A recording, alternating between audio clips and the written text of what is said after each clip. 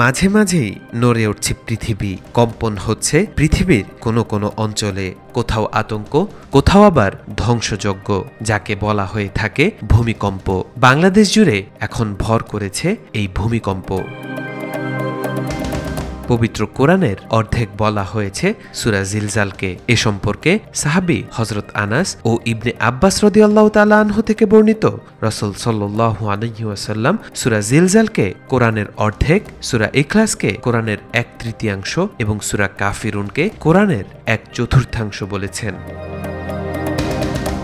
এই সূরার প্রথম আয়াতে কিয়ামত শুরুর মুহূর্তে এবং সেই মুহূর্তের ভূমিকম্পের ভয়াবহতার কথা তুলে ধরা হয়েছে। বলা হয়েছে, কিয়ামতের আগে যখন সিংহায় ফুৎকার দেওয়া হবে তখন ভূমিকম্পের কারণে পুরো পৃথিবী কেঁপে উঠবে আর সবকিছু চূর্ণ বিচূর্ণ হয়ে যাবে। প্রথমবার সিংহায় ফুৎকার দেওয়ার সময় এই অবস্থা হবে।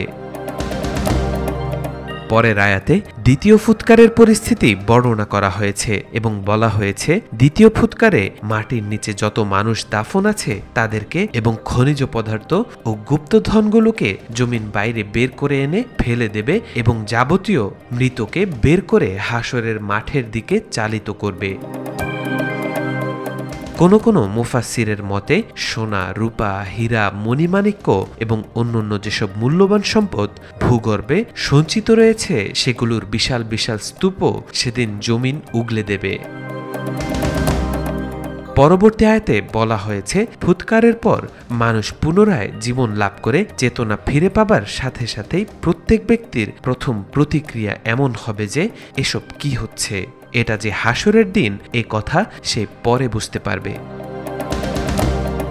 এর পরবর্তী আয়াত তিলাওয়াত করে নবীজি সাল্লাল্লাহু আলাইহি ওয়াসাল্লাম বলেছেন, তোমরা জানো পৃথিবীর বৃত্তান্ত কি?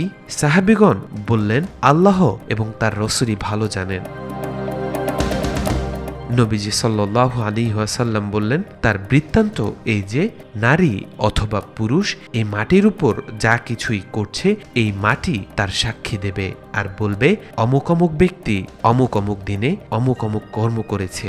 মুসনাদে আহমদ, হাদিস নং 374। জমিন মানুষের সব কাজের কথা বলে দিবে, কারণ আল্লাহ তাআলাই সেদিন মাটিকে কথা বলার শক্তি দেবেন।